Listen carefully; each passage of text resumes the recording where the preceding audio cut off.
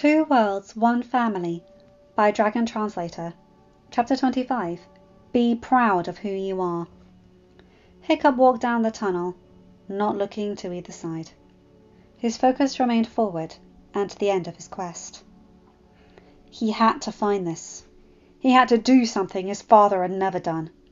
Maybe then his father would see him for who he was, and not whatever painting he seemed to prefer. Hiccup did feel Astrid's hand in his, keeping a steady grip. He did appreciate each brush of Toothless's wings, and the comfortable weight of his terror brother upon his back. He heard the shuffling of his friend's feet and paws. Astrid squeezed his hand, and he did glance over. She smiled. He returned it. Is it getting hot to anyone else?" Snotlout asked as they entered a darkened cabin. "'Cause I'm really hot." A low screech had the dragon stiffening and then growling. Lawkeeper moved around Hookfang and stood over Hiccup and Astrid. He snarled something in the old tongue. Hiccup blinked as the floor lit up. Fishlegs gasped. "Fireworms!" he whispered. "No wonder it's getting so hot in here." Lawkeeper brayed in the old tongue. The fireworms faced them. One scuttled forward and chittered. Lawkeeper looked at Toothless and tossed his head, making sure not to hit those under the chin. Toothless tipped his head and looked at the fireworm. He warbled and cooed for a bit before shifting over to face Hiccup and bowing. Hiccup heard shuffling and glanced over his shoulder, not at all surprised to find the other dragons bowing to him as well. Then he felt Sharpshot hop down, and did not have to look to know his terror brother was also bowing. He sighed, still not used to it. The fireworms all shuffled as one group, causing their glow to resemble a wave. The one fireworm that walked forward chittered again. Toothless gave a soft croon. The fireworm scuttled closer and chittered again. "The tiny fireglow wishes to know why you are all here," Toothless said. "Shall I tell her, brother?" "Oh, yeah, okay." Toothless sat up and began a series of bays, croons, and warbles. The other dragons all straightened, and those bonded to humans sat near their riders. Sharpshot resumed his spot on Hiccup's back. As soon as Toothless finished, the fireworms all jerked, their glow shifting from one side to the next. Hiccup's head tilted when all of them bowed to him. At least, he thought it was bowing. They were not that far off the floor while standing, so Hiccup honestly was not sure what their position was. The fireworms then all straightened, and all but 20 scurried out of the cabin. Hiccup frowned. The heat level in the cave lowered, but not enough to keep them from feeling as if he felt into the forge. He heard Astrid hum in relief as cool breeze curled around their bodies. Hiccup glanced over her shoulder. Gyda held her hand up, and Hiccup saw tendrils of wind curling through them. The fireworm chittered again, and Toothless warbled. "She says her siblings will stay out of the cavern, so you may find what you are looking for. She and those of her age group will remain, as they are the eldest." "Oh, can you tell her I say thank you?" Hiccup warbled. The fireworm chirped. Toothless shifted so he could use his tail to point to Gyda. He then crooned and warbled again. The fireworm chittered. Hiccup lifted his eyebrow. Toothless chuffed. "She wondered where the cool wind came from," I explained. "Ah, okay." Hiccup squeezed Astrid's hand before releasing it. He pulled the rolled parchment from his shoulder bag to check the wording as he, Sharpshot, and Toothless walked among pedestals with the various things that looked like they would connect to the two others they had already found. "Something pure and something strong. Look first to yourself and you won't go wrong." Hiccup said, reading the words Hamish II wrote. "Something strong?" Fishlegs asked. "That sounds like iron." "Iron's not pure," Astrid said, and Hiccup had to hide his smile. It seemed Astrid had listened to him when he spoke of metals and blacksmithing on their daily walks. Hiccup caught her eye and did smile at her. She winked back. Snotlout, standing nearby, snorted. "Oh, please, just pick already."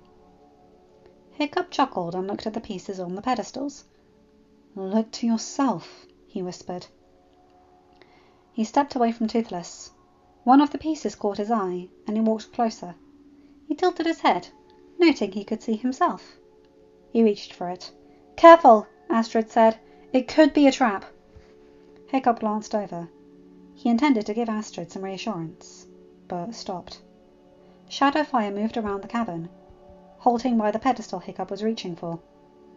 The bigger dragon did not step down into the depression on the floor, though. The cool wind vanished. Hiccup looked over, finding Gyda standing beside Shadowfire. She did not look at him, but seemed to be looking at the rest of the cavern. Gyda? Hiccup asked. Gyda looked down. Choose, my friend. Hiccup frowned, but picked up the one he had chosen.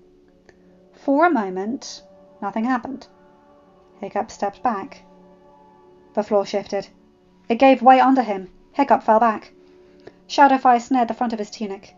Toothless jumped beside Astrid. Shadowfire sat Hiccup down beside Astrid as well. Hiccup noted everyone was looking up. He did as well, and his jaw dropped. A barrier stretched across everyone, keeping rocks from falling from the ceiling and crushing them. Mom can't hold that long! Hiccup spun. Gyda knelt down next to Shadowfire, a grimace on her face. Hiccup's eyes widened. Everyone, down! Hiccup hollered. Shadowfire! Shadowfire seized his mother's robe. Lawkeeper grabbed Hiccup, dropping him onto Toothless's back. The other dragons grabbed whatever human stood near. All dove. The dragons went to fly from the hole. Hiccup noted something upon the ground. Wait, there's a slot on the ground there! The dragons hovered. Those holding humans sat them down and then landed themselves. Shadowfire curled his neck around his mother. Hiccup looked up. The barrier remained. Hiccup dismounted, hurrying to kneel by the slot. He pulled the metal pieces they recovered and slotted them together before placing them into the slot. He spun them right. A stone doorway opened to Hiccup's left. Everyone, move! Hiccup ordered, noting sweat upon Gyda's forehead. Shadowfire grabbed his mother and ran through the door. The others followed. In the next room, Shadowfire set Gyda down and crooned. Gyda took a deep breath. They heard rocks strike the floor of the previous room. Gyda then laid back upon Shadowfire's neck. Gyda? Hiccup asked, kneeling beside her. Shadowfire hissed, teeth bared. Toothless gave a low growl. Shadowfire jerked and laid his head down by Hiccup's metal foot, and crooned. Hiccup glanced from one dragon to his brother. He's asking for your forgiveness, Toothless said. For what? He hissed at you when you neared his mother. You are Alpha. Hiccup grunted. Shadowfire, please quiet down and look at me. Shadowfire did as ordered. You have nothing to ask forgiveness for. You were just protecting her. I'm proud of you for that. Shadowfire crooned. Hiccup held out his hand, palm facing Shadowfire, and turned his gaze. He did not have to wait long before feeling warm scales. Hiccup turned back and smiled. You did good, he said. Shadowfire crooned again. Hiccup looked over at Gyda. Are you okay? He asked. Gyda took several deep breaths, head pillowed upon her son's neck. Barriers under constant attack are harder to maintain, she whispered. You look like you ran around the island twice, Toughnut observed. Gyda took some more deep breaths. To keep the rocks from killing us all, I had to use a strong barrier. Holding that spell and the weight of the falling rocks overwhelmed me. Hiccup shuffled back as Gyda shakily, and with Shadowfire's head as a brace, stood. Hiccup scrambled to his feet. Gyda, you should rest, Hiccup said. Should, but the end of the quest is here, and all will be needed at its end. Hiccup frowned. Gyda, he said softly. She smiled. I am okay, Hiccup. Shadowfire will keep me upright, and when we get back to the village, I will go straight to the Hoffersons and lie down. I promise. Hiccup's eyes narrowed, and he blew an exasperated breath out of his nose. I will hold you to that, he said firmly. He turned, and everyone headed down the tunnel. They entered another cavern, and Snotlout gave a shout of joy. Look at all that treasure! He went to rush forward, but was checked by Hookfang, gripping the back of his tunic and picking him up. Put me down, Hookfang! Snotlout, given that the floor gave way even with the right choice, rushing forward doesn't seem safe, Fishleg said. Years will wear down even the best crafted buildings, Gyda whispered, unless proper care is maintained. I doubt anyone's been here since Hamish II put the treasure in here, Astrid said. Right. Everyone, wait here, Hiccup said, turning towards a stone bridge that connected an arched entryway and the treasure. Hiccup blinked when Astrid moved to the side. Toothless was not standing beside. Hiccup looked over at her and frowned. She stared right back at him. You are not going alone, she said. Her eyes flickered to the others in the room, for all but half a heartbeat. Then she stepped closer and lowered her voice, to the point Hiccup could barely hear her. I watched you almost fall, and I couldn't stop it. I won't let that happen again. Hiccup smiled. He entwined his hand with hers. They moved on. Toothless and Stormfly followed. They paused by a pedestal with a scroll held by an arch of stone upon its top. Hiccup glanced at Astrid. She squeezed his hand once and let it go. He held it up, squinting in the low light. He heard Sharpshot chirp and then blinked as light fell across its parchment. Sharpshot's holding his mouth open and his fire is resting in his throat, Astrid whispered. Hiccup blinked again. He could not see it for himself, not with how his terror brother hung off his back. He resolved to ask Sharpshot about that trick later, though. Still, it fulfilled its purpose. He could see to read the runes written along the edge of the rolled-up parchment. This treasure's been passed from father to son, Hiccup said. I leave it to you, the next worthy one. For only a Hiccup could have gotten this far. From one to another be proud of who you are. Hiccup frowned, unrolling the scroll. He and Astrid gasped. The scroll had a drawing of Hamish I and Hamish II, but it did not look like the one hanging in the Great Hall. Hamish II was a Hiccup! Hiccup cried, seeing how skinny and small Hamish II was. Hiccup turned to Astrid. He knew! He knew only another Hiccup could be able to find this place. Astrid smiled, covering Hiccup's hand with one of her own. He said be proud of it, Hiccup, she whispered.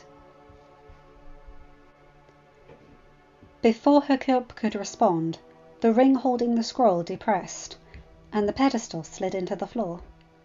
Another two rose, equal distance from each other.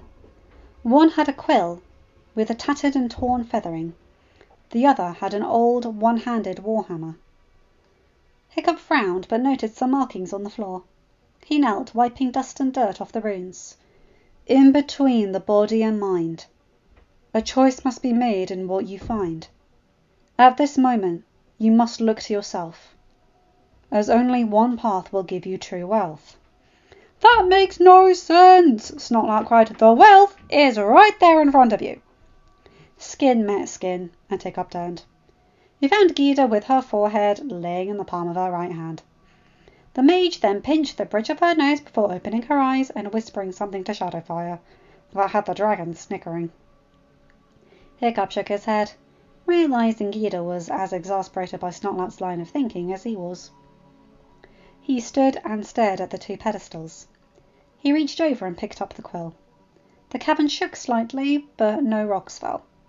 Behind the treasure, a stone wall shuddered, and then slid down, revealing trees and grass. Hiccup, with Astrid, Toothless, and Stormfly following, moved to the new opening. He stepped out, looking around. His eyes widened. We're at the cove, he said. Hamish must have found it and used the cave to hide the treasure.